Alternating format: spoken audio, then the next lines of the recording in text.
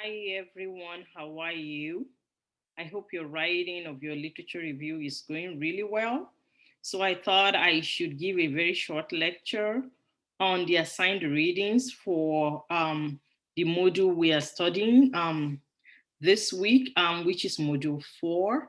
So the chapters are from this book, Articulate While Black, English as a Local Language, and the politics of, language and politics. So pretty much the three assigned, the three required books for this class. So what I'm going to be doing right now is just to give you like a summary of the book, use of the three chapters from the books. But remember, you are still very much required to go into the books, into the chapters, and read through them carefully so you can make sense of the ideas there. And it is important to do these readings to be able to complete your activities. And also, it would also help you write, your paper, think through your work as you continue to develop the body of your paper, your oral presentation, and till the end of the semester. So it's important to you pay attention to all of this.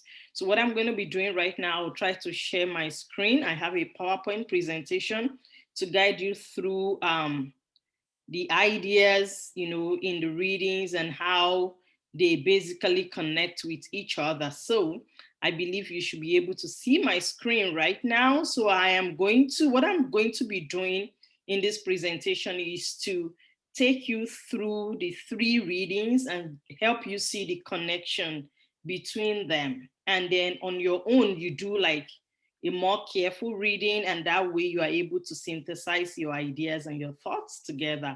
So I just don't want to leave you hanging and just, by yourself. So the first chapter from Joseph's book, which is the language and politics book.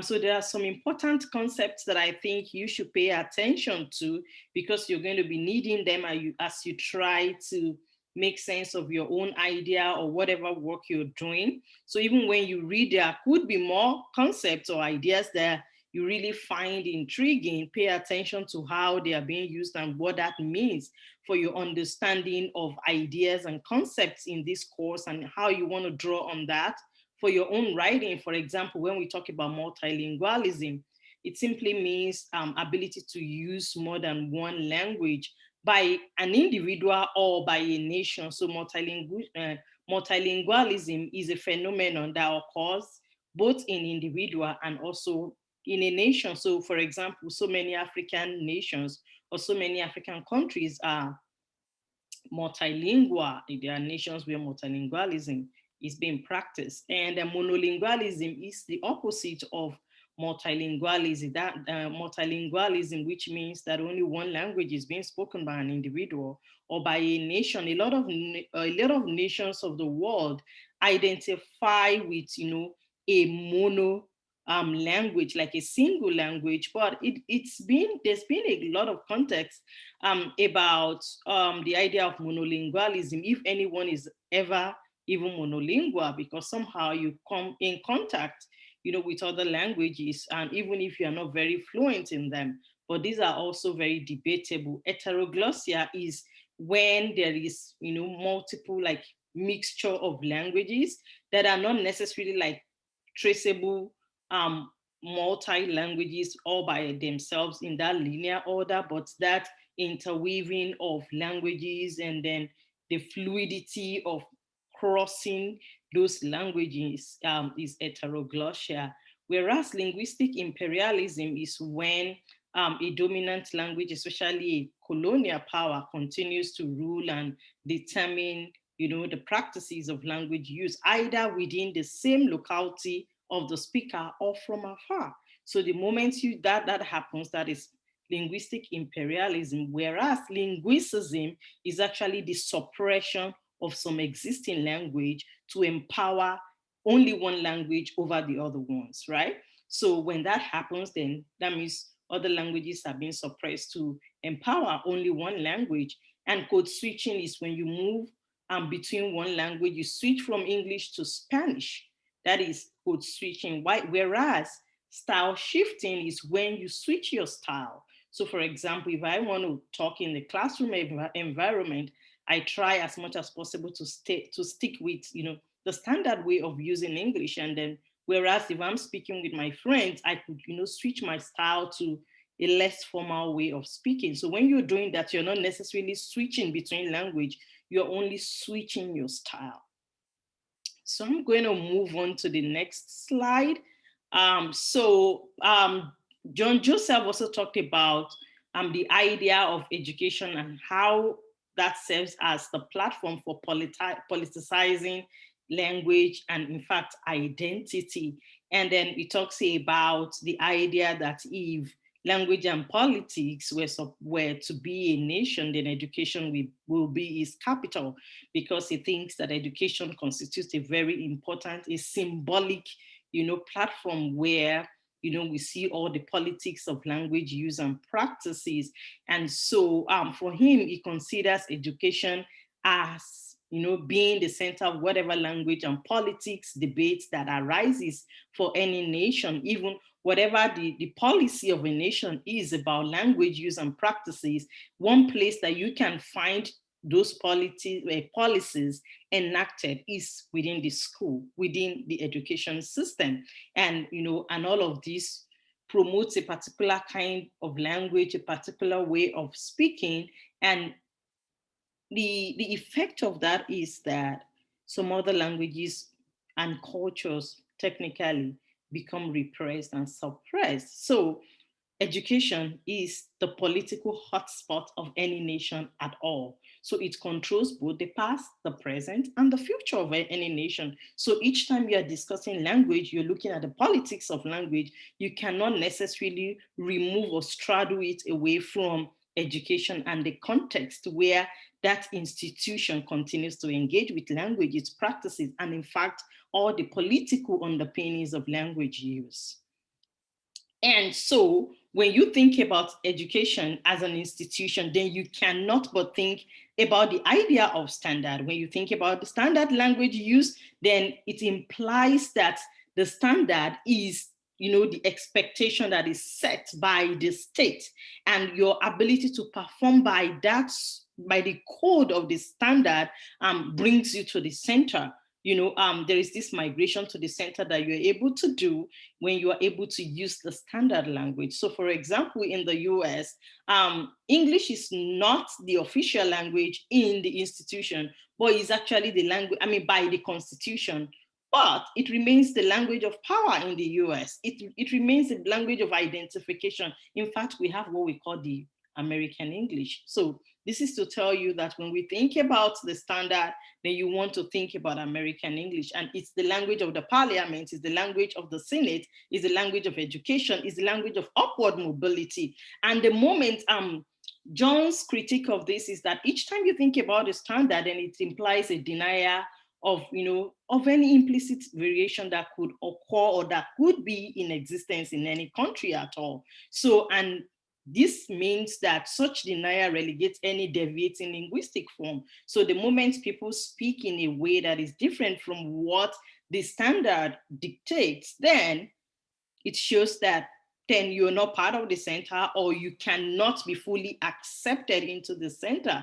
So and so there is that constant pressure to always want to shift to the center so you can attain your socio-economic, educational, political aspirations. So the politics of the idea of the standard is that it always empowers whoever is able to use it. People who have the standard in their repertoire, who have that experience of using the standard, they usually have an edge over the others. And this is all of this edge that we've kind of imbibed and agreed to, whether implicitly or explicitly, is what is called the hegemony of linguistic imperialism. Because when you say something is hegemonic, it means that it has become the norm, regardless of whatever underlying oppression that is there. So you've kind of like just imbibed it, agreed that, okay, it is what is acceptable, and I am just going to go by that. So once you do that, then you're keying in into the idea of the hegemony of linguistic imperialism. But Kanagaraja has this trope that he discussed in this book. You need to find it out. And it talks about resistance, and it says that how do other users of language who don't necessarily speak the standard migrate to the center? And he said this is called resistance. And by his idea of resistance, it means that speakers are able to use, language in a way that reflects their own cultural practices, and they are able to tweak the grammar, the intonation, the accent in a way that connects with their own linguistic experience. So that way there is a retention of this self, and I mean their identification, who they are, their experience, their history, and all of that, and yet they are still able to reflect the standard. So that way there is a resistance against the so-called standard, yet the center can't push them away. So for example, people who speak a language with an accent, but they are still using the standard language, you can't push them away from maybe the classroom environment. You can't push them away from politics, as long as they are communicating and they are able to put themselves out there. So that way is a form of resistance that still that still highlights, their presence and their ability to perform even in the center. So on this note, I'm going to move on to the second paper, and I'm going to quickly draw a connection between language and politics of linguistic correctness that John and John Joseph talked about in his chapter. So in this chapter written by Higgins, again, this is the book. Higgins did a very good job providing us some insights about how language is being used or deployed in East Africa. So while John Joseph gives us the broader perspective of language use and the idea of standard and hegemony of language use, linguistic imperialism, Higgins focuses more on eastern part of Africa to open our understanding about language use, language practices, and how the global language is being localized within the East African community. This map gives us an idea of the East African community and all the nations within that territory. And the languages that you find in this territory include Swahili English, Sheng, Swahili English, and other ethnic languages. I'm sure your reading gives you an insight about each of these category of languages of East Africa. And there is this idea of language internationalization that Higgins talked about, which draws more on the idea of multivocality. By multivocality, she means the different voices, or what she called the polyphony that single utterance can yield due to their syntactic nature. So she's arguing that when you hear a word, it's not just that word is a reflection of all other experience that the speaker has, and they are bringing that, there's a syncretization of that, and that way it forms a form of syntax of its own. And focusing on hip hop music in East Africa, she looked at the localization of global concepts, global word that are being used. And for example, she cited the example of Guan, which means get going. And Guan is also a Creole word, Jamaican Creole word.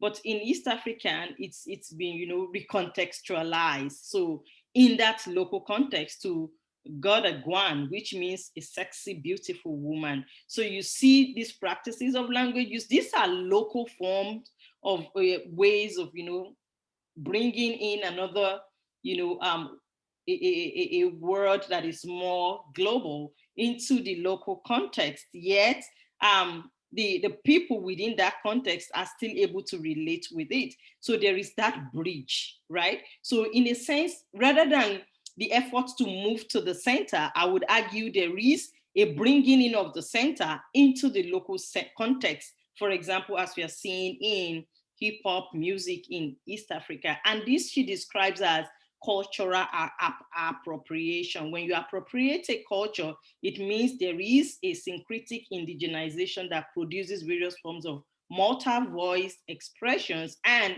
that is also adapted and re-territorialized within that context to reflect the linguistic forms, the phonology of that local language. And when they are doing this, there is always a quotation of fragments of discourse in a new way, such that it carries a different meaning, like we see in Guan in the previous slide that I talked about.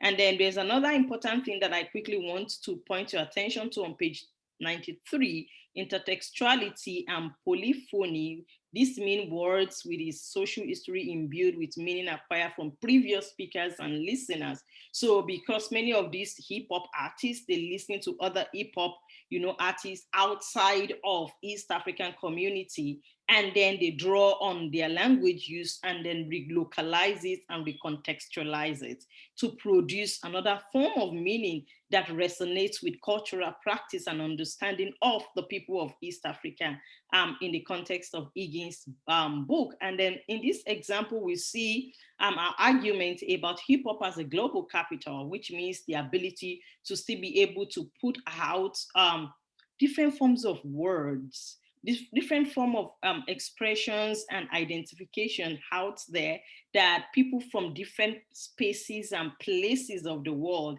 are able to relate with, draw on, and recontextualize for their own use. So it goes both ways, but mostly the West usually have influence on the African continent. So it is usually a means of creating local and global identity. So and then she cited great examples of the King Crazy GK, which is a combination of African American vernacular English and Bantu name. Then to name himself Guamaka Kaihula, something like that. And then I'm sure the reading gives you more insight into all of this, example. So I am going to move on to other uses of multivocality. So when hip hop artists in Africa and in East Africa precisely, when they engage with multivocality, it's usually to do all of this to avoid such sexual explicitness, and then to change, the local politics. And so you see all of these examples. For example, Friday is a metaphor for dishonest act of politicians. So instead of just saying, oh, they are dishonest and being confrontational, then they devise, different ways of coining the same word. Some may label this as slang, but it is more or less multivocality because it's drawing on experiences, ideas, and all of that to create new meaning, right? So for example, Friday, we all know what Friday means, but it has been re-contextualized and recontextualized to that local context. So, and then these are other examples from Higgins. So when you go to page 100 of this book, you're going to see all of the meanings that are being created by words that are already existing and how that, is changed and relocalized within that context. And some of them shows connection with, language use in the West. For example, English language, the standard English, the African American English, and how this is even recreated, to produce other form of language. And I found the unbogable music really very interesting because it is initially used for self-aggrandizement, but later re-industrialized for political victory. So, and as a result of that, this same word eventually found its way into the parliamentary proceedings and a process that shows the globalization of language use and, of course, multivocality. So all of this, if you look at Higgins' perspective and John's perspective, John shows us all the political underpinnings of how language is being used and how institution, constitutes a context for politicking with language, actually. And Higgins helps us to see how Africans, how, you know, people of East Africa, specifically in Tanzania, are able to draw on all of these languages that they have contact with through globalization, through music, right? And how they are, you know, relocalizing it and even politicking with it in a way that they're able to avoid sexual explicitness. They're able to speak to, you know, the political power and so on and so forth. So all of this now ties into Articulate While Black by Aliman Smitherman. So this is really talking about race and language in the United States. So this is now very narrowed down now to the United States. So we see in the United States, in East Africa, and globally. So this is really interesting because it started with a parody of Chris's rock skit. It's in the book.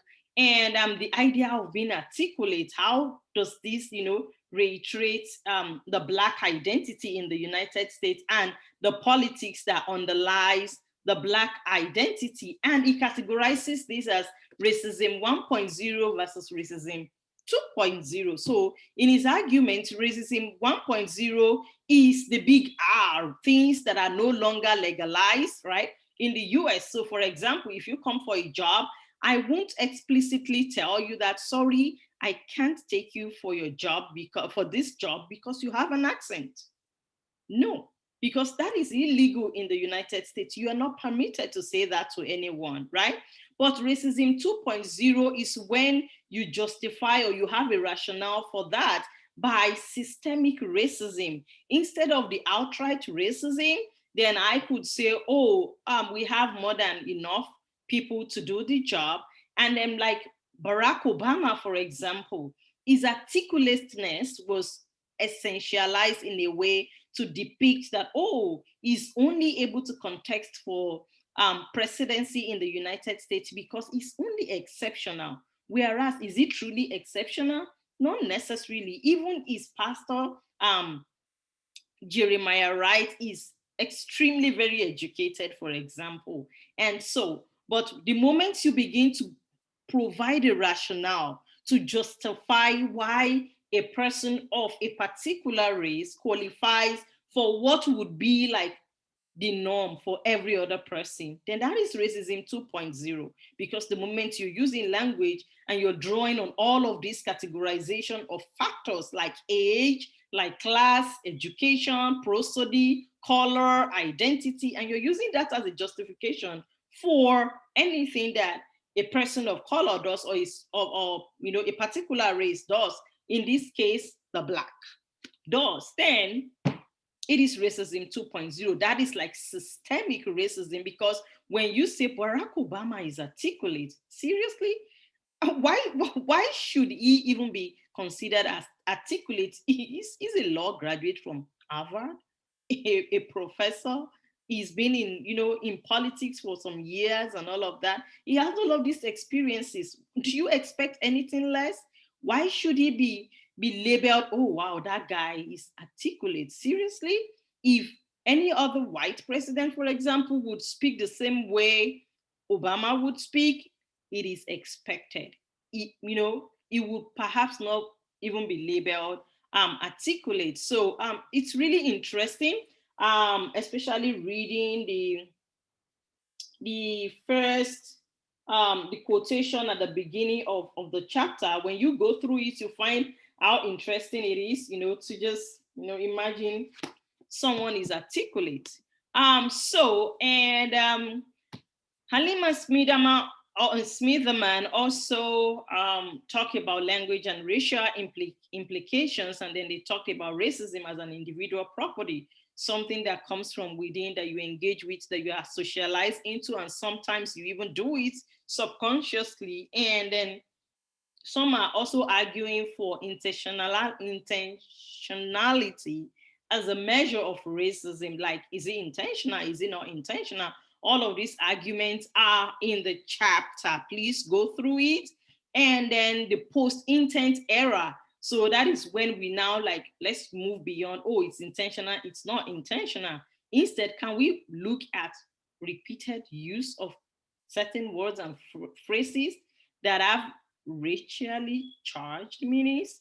You know, when things like this happen, then maybe it is unintentional would not be a justification for saying those words.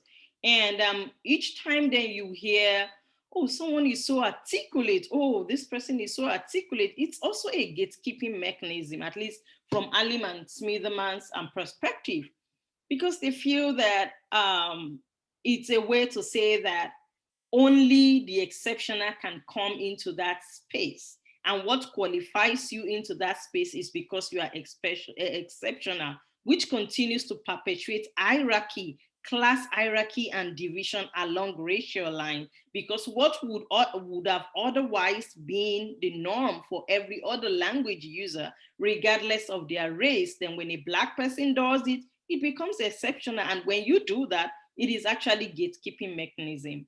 And there is, national discourse versus expectation for, assimilation. So there is always this expectation that if you are Black or you are a person of color, there's that expectation for you to do what? To assimilate, even though the so-called national discourse does not seem to enforce that, but everyday ordinary experience of people seems to continue to require assimilation. So on this note, you are able to see the connection between all of these readings. I encourage you to do a close reading of these chapters and then see how you can make connections, with your own research as you continue to develop your paper. And you see all other activities that I've also added to Canvas. So go to module 4 and continue to, work on the activities and turning your paper following all of the instructions there. And another important thing that I quickly want to mention here is that oral presentation upload is due Monday. Is that June 3 or June 1? But I know it's next week, Monday. I'm trying to double check my calendar. Okay. So it's not this next Monday is Memorial Day. So it's due on Thursday, June 3 at 8 a.m. So what you need to do here is I'm going to be giving you a feedback on your literature review that you're turning in tonight.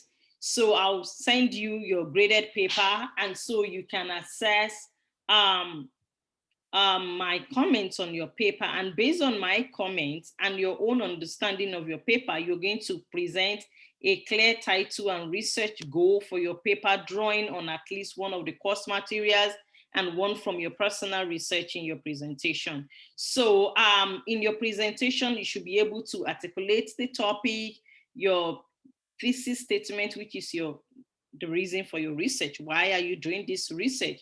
What are the research questions that you are trying to grapple with? And in answering this question, then you should offer your own perspective about responses to those questions, and then attempt to also respond to your questions by sharing your own view about those questions that you have raised.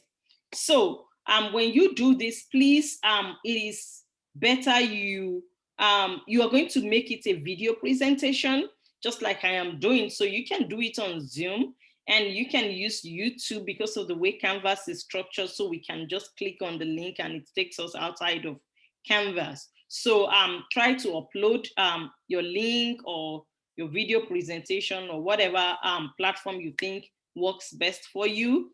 And once that is uploaded, please, your upload is due at 8 a.m. Please. So it's due 8 a.m. And so once you submit it, then class members will begin to look at it. Each of you must respond to each other's work.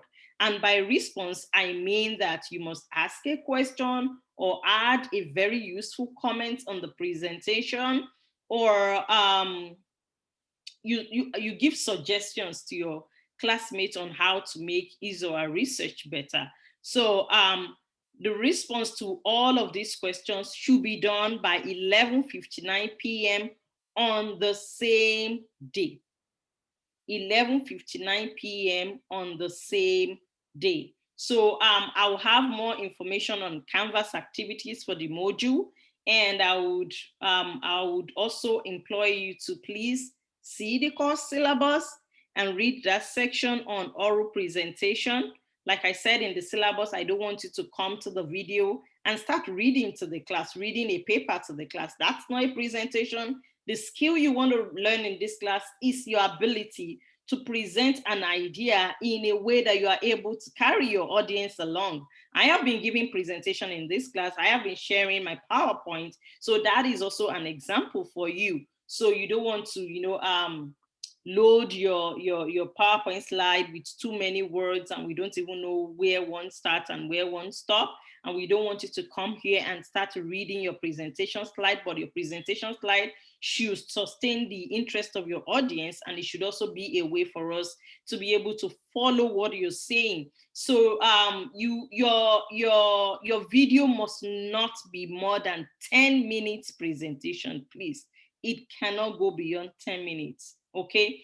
And it must not be less than at least a 7 minutes presentation. So that I said it can go beyond 10 minutes. Don't come and speak for 2 minutes and say, yeah, it's done. So please, I look forward to listening to all of you and giving you feedback and enjoying communication and discussions that we are going to have as we respond to each other on Canvas. So wishing you all the best as you continue to learn. Don't forget to come to my office hour. And if my office hour wouldn't work for you, feel free to schedule a time to meet with me. I'm happy to meet with you. All right, have a very wonderful time learning.